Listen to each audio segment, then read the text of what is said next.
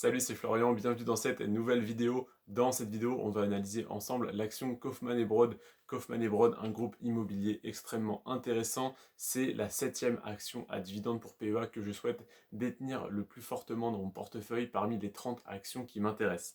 Kaufmann et Broad, le rendement du dividende en 2021 était de 7,5% au cours actuel de l'action. Sur les 21 dernières années, le dividende a été versé 18 fois, c'est-à-dire qu'en 21 ans, de l'année 2000 à l'année 2021, il a été coupé que 3 fois, il n'a été versé donc 18 fois. Donc 18 sur 21 années consécutives d'augmentation ou de stagnation du dividende, seulement 2, c'est-à-dire que ça ne fait que 2 ans que le dividende n'a pas diminué. Après, ça n'est pas étonnant, c'est une action française. La culture du dividende en France, c'est de verser un dividende en fonction des bénéfices. S'il y a beaucoup de bénéfices, il y a un fort dividende. S'il y a peu de bénéfices, il y a un petit dividende. Donc voilà, c'est normal que ça fluctue assez fortement. Par contre, ce qui m'embête un petit peu sur Kaufmann et Broad, c'est que sur les 10 dernières années, en moyenne, on a seulement 1% d'augmentation du dividende par an. Donc en comparant le dividende de 2011 et celui de 2021, on constate une augmentation moyenne de 1% par an, ce qui est assez faible. Ensuite, le PER de Kaufmann et Broad est un petit peu élevé par rapport au reste du marché. Il est de 12,8. Alors un PER de 12,8, c'est tout à fait acceptable en temps normal. Par contre, en ce moment, étant donné que tout le marché a retracé, et donc on a beaucoup de PER entre 5 et 7, voire 5 et 8, la plupart des PER sont entre 5 et 8 au vu comment dire, des conditions de marché actuelles.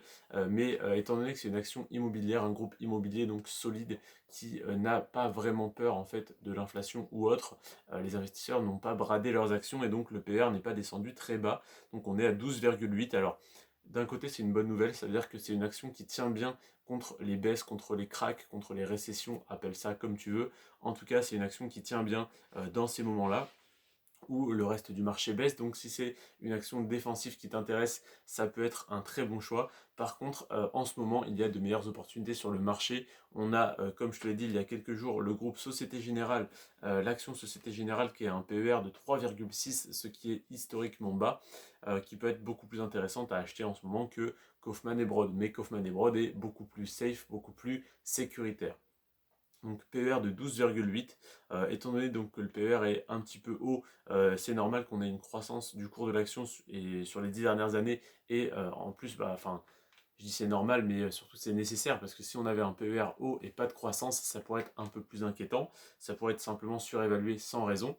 Donc là, on a un dividende à 7,5%, et en plus de ça, on a une augmentation de 107% du cours de l'action sur les 10 dernières années, ce qui signifie tout simplement que le cours de l'action a un tout petit peu plus que doublé sur 10 ans. Donc non seulement si tu avais investi 100 euros, tu aurais reçu tes 7,5%, donc tes 7,50 € de dividendes en moyenne par an, mais en plus de ça, tu aurais aujourd'hui une action qui ne vaut plus 100 euros, mais 207 euros. Donc ça serait bénéfique sur les deux plans.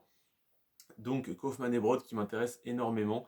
Cette action, je souhaiterais qu'à terme, elle représente 6% de mon portefeuille, 6% donc de mon PEA sur lequel je peux mettre au total 150 000 euros de versement. Ça représenterait donc 9 000 euros de l'action Kaufmann et Broad. Donc voilà pour cette analyse. Demain, on se retrouve pour une vidéo, sûrement la vidéo qui va le mieux marcher de cette série, la vidéo sur l'action Total Energy. Total Energy qui est également une action à dividende que j'aime énormément. Je ne l'ai pas mis en premier, en deuxième ou en troisième comme la plupart des personnes qui investissent dessus. Elle est simplement en 8e position sur les 30 actions qui m'intéressent, ce qui est quand même très bien, tout simplement parce que son rendement est un petit peu plus faible que toutes les actions que je t'ai présentées jusqu'à présent, et malgré que le dividende soit versé sans interruption depuis assez longtemps, il a baissé récemment. Voilà, je te remercie en tout cas d'avoir regardé cette vidéo jusqu'à la fin. Je te retrouve demain à 15 h normalement pour la prochaine vidéo. Sur ce, prends soin de toi et de tes finances, et à demain. Ciao.